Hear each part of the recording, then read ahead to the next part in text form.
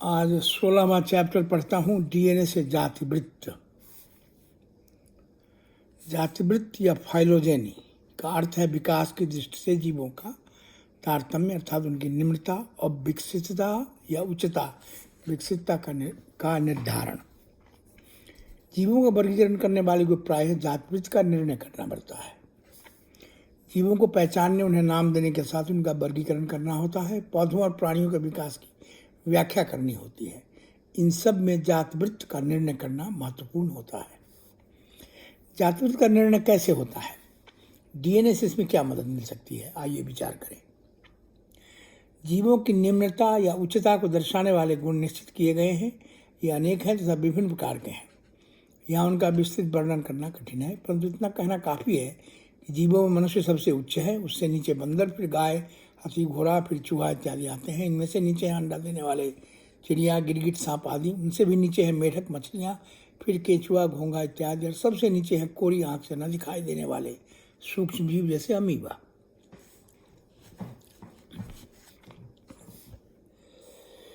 पौधों में धान, गेहूं सबसे उच्च माने जाते हैं, फिर आम, अमरूद आदि। उससे नीचे हैं फर्न, फिर कुकुरमुत्ता, गोबर छत्ता, फिर पानी में जमी काई।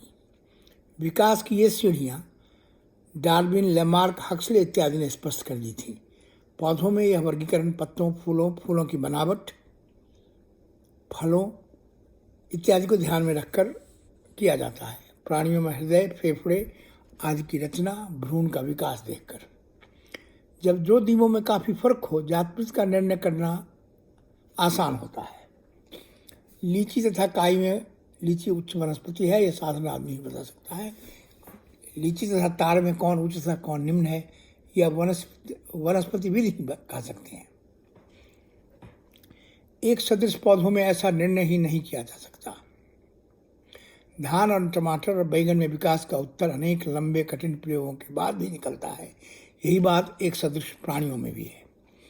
विकास की अवस्था ज्ञात करने के लिए अक्सर पौधों और प्राणियों के बाहरी गुण ध्यान में रखे जाते हैं। बिना विस्तृत प्रयोग किए मात्र सहज दृष्टि के आधार पर पौधों का वर्गीकरण कर दिया जाता है। प्रसिद्ध ब्रिटिश वैज्ञानिक रदरफोर्ड ने इसलिए एक भाषण में कहा था कि विज्ञान दो तरह के होते हैं, फिजिक्स और फिलाटेली। फिलाटेली मतलब टिकट जमा करना। फिर अपनी बात का खुलासा करते उन्होंने कहा कि फिजिक्स में किसी भी क्रिया के पीछे की प्रमुख शक्तियों का पता लगाते हैं, पर कुछ वैज्ञानिक कीड़ों, पत्तियों को परखा करते हैं, उन्हें सुखाते फिर चिपकाते। इसलिए मैं उसे फिलाटेली, टिकट जमा करना कहता हूँ। यह उस जमाने के जीव विज्ञान पर व्यंग्य था। तब से जीव विज्ञान ने बहुत प्रगति कर ली है। बाहरी रूपरेखा के अलावा जीवों की भीतरी बनावट भी अब देखी जा सकती है। प्राणियों और वनस्पतियों में रासायनिक पदार्थों के विश्लेषण से उनका वर्गीकरण किया जाता है। फिर होता है जातिवृत्त या विकास प्रावस्था का निर्णय।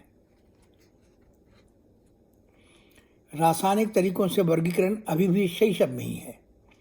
सन 1973 के नोबेल पुरस्कार से सम्मानित अमेरिकी वैज्ञानिक एनफिंसन ने वर्षों पहले एक पुस्तक लिखी थी, रसायनों के आधार पर विकास की व्याख्या। विभिन्न जीवों में पाए गए प्रोटीनों के आधार पर उन्होंने विकास का क्रमयोजन किया था। इस विषय में बहुत सा काम हुआ है, परंतु 1962 में वाटसन, क्रिक तथा विल्किंस को मिले नोबेल पुरस्कार से डीएनए रसायन चर्चा तथा प्रयोग का सबसे महत्वपूर्ण विषय बन गया। न्यूक्लिय अम्ल या डीएनए का पता मिशर ने 1889 में लगाया था। वे जीवों की कोशिकाओं में नेस्ट न्यूक्लियस तथा गुणसूत्र क्रोमोसोम में स्थित होते हैं, यह भी बहुत पहले ही मालूम हो गया था। 1944 में एवरी ने अपने सहयोगियों के साथ यह ज्ञात किया कि डीएनए ही हर जीव में सब गुणों का वाहक तथा जीवन का आधार है। 1953 में वाटसन तथा क्रिक ने डीएनए की विस्तृत संरचना बताई। फिर तो असंख्य वैज्ञानिकों ने इस विषय में कार्य शुरू कर दिया। कॉर्नबर्ग, नीडेनबर्ग तथा खुराना ने डीएनए संश्लेषण की हाल में बड़ी चर्चा रही है। डीएनए के कार्यविधि की विस्तृत विवेचना लोफ ने 1965 में की। मैकार्टी ने अपने सहयोगियों के साथ 1964 में सर्वप्रथम इस विषय में निश्चित विधियां बताई, जिससे वर्गीकरण में डीएनए को आधार बनाया जा सके। इस विषय में होयर ने बोल्टर के साथ मिलकर एक लेख लिखा, जो अमेरिका की प्रसिद्ध विज्ञान पत्रिका साइंस में 1965 में छपा। तब वे वाशिंगटन के कार्नेगी संस्थान में थे। अगले वर्ष में उन्होंने इस विषय में 2 और शोध पत्र प्रस्तुत किए। अब तो अनेक वैज्ञानिक इस विषय में काम करते हैं। डीएनए की सर्पिल सीढ़ी वाली रचना का ज्ञान अब सामान्य बात है। इसकी बगल वाली घुमावदार भुजाओं में शर्करा तथा फास्फोरस के कण रहते हैं। बीज के डंडे वाले स्थान में एडेनिन, गुआनिन, साइटोसिन तथा थायमिन नाम के बेस दो दो के जोड़ों में सजे रहते हैं। निम्नतम से उच्चतम प्राणियों तक प्रत्येक डीएनए में ये सब रसायन बिल्कुल एक जैसे होते हैं। फिर विभिन्न डीएनए की परस्पर तुलना कैसे हो? डीएनए के भीतर के जोड़ों के फर्क ही विभिन्न जीवों की विभिन्नता के कारण है। इसलिए दो जीवों में इन लाइनों, जिन्हें आधार जोड़े या बेस पेयर कहते हैं, के क्रम में क्या फर्क है, यह जानना जात वृत्त के निर्णय में बड़ा सहायक होता है। कारण सारे गुणों का मूल स्रोत डीएनए में लिखा होता है। तुलना इस प्रकार की जाती है। एक जीव के डीएनए को साफ कर फिर इसे परखनली में गर्म करते हैं, जिससे वो डीएनए दो भागों में बढ़ जाता है। दोनों टुकड़ों को विशेष रसायन द्वारा रेडियो सक्रिय बना दिया जाता है, जिससे आगे उन्हें पहचानने में सुविधा हो। फिर उन्हें गाढ़े घोल एगर में रख दिया जाता है। दूसरे जीव के डीएनए के आधे भाग को उसी गाढ़े घोल में अनेक दिनों के लिए छोड़ दिया जाता है। डीएनए श्रृंखलाओं की यह विशेषता होती है कि आपस में जुड़कर पूर्ण डीएनए बनाते हैं। दो विभिन्न जीवों की डीएनए श्रृंखलाएं गाढ़े घोल में एक साथ रखे जाने पर मिलकर पूर्ण डीएनए बनने की कोशिश करती हैं। इस मेल का अनुपात दोनों जीवों की आपसी निकटता पर निर्भर होता है। इस क्रिया को डीएनए संकरण या डीएनए हाइब्रिडाइजेशन कहते हैं। मेल के प्रतिशत के आधार पर जीवों के संबंध तथा जातवृत्त का निर्णय किया जाता है। इस प्रकार के अनेक प्रयोग हुए हैं, परंतु पर्याप्त तथ्य जुट नहीं पाए हैं। इस प्रकार के सबसे अधिक तथ्य वायरस तथा बैक्टीरिया से प्राप्त हुए हैं। उसके बाद प्राणी में, खासकर रीढ़ वाले स्तनपोषी जंतुओं में, पौधों में इस विषय में बहुत कम काम हुआ है। सरसों तथा राई, गेहूं तथा जौ इत्यादि पौधों पर ऐसे प्रयोग सफलता के साथ किए गए हैं। अभी भी यह तरीका सैद्धांतिक अधिक व्यावहारिक कम है, पर निश्चित विधियां स्थापित हो जाने के बाद जब इस विषय में थोड़ा अनुसंधान और हो जाएगा, तब जातवृत्त निर्णय की बहुत सच्ची और प्रभावशाली विधि हमारे हाथ लग जाएगी। तभी हम जीव विज्ञान के ज्ञान को सम्यक और स्पष्ट रूप से समझ पाएंगे। ये लेख नवनीत में अक्टूबर 1977 में छपा था। नवनीत मुंबई से निकलने वाली हिंदी की पत्रिका है।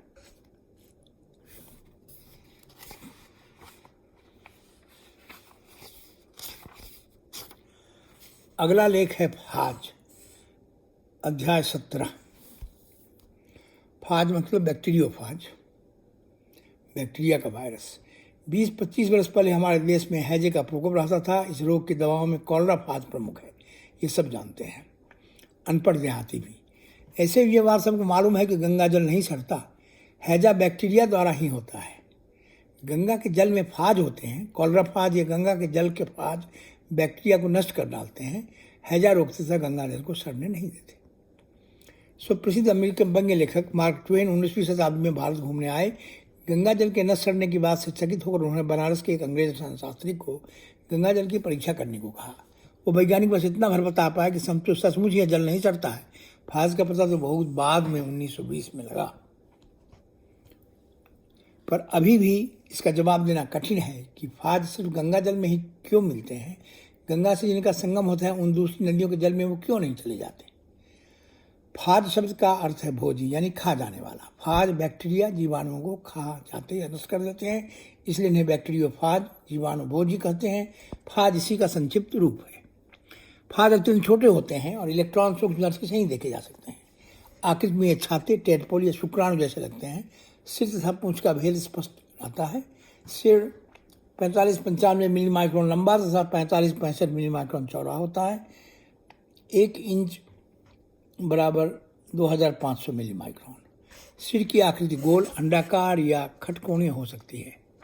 पूंछ 175 मिली माइक्रोन लंबी तथा 15 मिली माइक्रोन चौड़ी होती है। पूंछ के अंत में थाली जैसी एक संरचना होती है, जिसमें 6 अधिक बड़े बड़े धागे लगे रहते हैं। इसके सिर के भीतर डीएनए रसायन भरा रहता है। डीएनए की रचना तथा उसकी महत्ता एक स्वतंत्र विषय है, जिसके विवरण में हम यहाँ नहीं जाएंगे। सिर का खोल, पूंछ और अन्य सारी चीजें प्रोटीन की बनी होती है। फाज 40% न्यूक्लियर अम्ल डीएनए तथा 60% प्रोटीन होता है। तनिक विस्तार से कहें तो कार्बन 42%, नाइट्रोजन 13%, हाइड्रोजन 6% तथा फास्फोरस 3%। फाज बैक्टीरिया पर पलते हैं। किसी जीवाणु के शरीर में घुसकर ये उसे अपने अधिकार में कर लेते हैं, फिर अपनी आज्ञा के अनुसार उनसे अपने बच्चे बनवाते हैं। यह विचित्र प्रकार की जनन प्रक्रिया से प्रत्येक जीवाणु के भीतर 100 के करीब फाज बन जाते हैं और फिर जीवाणु की कोशिका टूटकर नष्ट हो जाती है। नए बने फाज अन्य बैक्टीरिया पर आक्रमण करते हैं, इस तरह इनका जीवन क्रम चलता है। अनेक प्रकार के फाज होते हैं। विभिन्न बैक्टीरिया के फाज भी भिन्न भिन्न होते हैं। उनके रूप रंग गुणों में फर्क होता है। बैक्टीरिया की तरह के जीव हैं नील हरित शैवाल, ब्लू ग्रीन एल्गी या साइनोफाइसी। इनके भी फाज हैं जिन्हें कहते हैं साइनोफाज। जीवाणु के फाज तथा नील हरित शैवाल के फाज आकार, बनावट तथा जीवन चक्र में बहुत कुछ एक जैसे होते हैं। T4 नाम का बैक्टीरियोफाज प्रसिद्ध है, जिसके संबंध में वैज्ञानिकों ने बहुत अनुसंधान किया है। फाज संबंधी ज़्यादा ज्ञान वस्तुतः इसी के बारे में है। क्योंकि फाज बैक्टीरिया को नष्ट कर देते हैं, इसलिए उनके उपयोग हैं। टेम्परेट फाज कुछ मृदु होते हैं, वो जीवाणुओं को नष्ट नहीं करते, पर वे जीवाणु में अनेक पीढ़ियों तक सुप्त पड़े रहते हैं। फिर अचानक ही जीवाणु की कोशिका को विनष्ट करके अपनी संतान बढ़ाकर बाहर निकल आते हैं। वास्तव में फाज एक प्रकार के वायरस विषाणु हैं। वायरसों की खोज सन 1985-89 के बीच में हुई। 1885-1889 के बीच में हुई। ये पौधों तथा प्राणियों में तरह तरह के रोग उत्पन्न करते हैं। पादप तथा जंतुओं के विषाणुओं का पता लगाने के बाद फाज का पता लगा। 1910 में टॉट लंदन के ब्राउन इंस्टीट्यूट में डॉक्टर थे। उन्होंने देखा कि बैक्टीरिया के समूह कभी कभी गलकर नष्ट हो जाते हैं और इसके बाद बना उजले रंग का पदार्थ स्वस्थ जीवाणुओं को नष्ट कर सकता था। यह भी देखा गया कि जीवाणुओं की बीमारी को अनेक गुण वायरसों जैसे थे।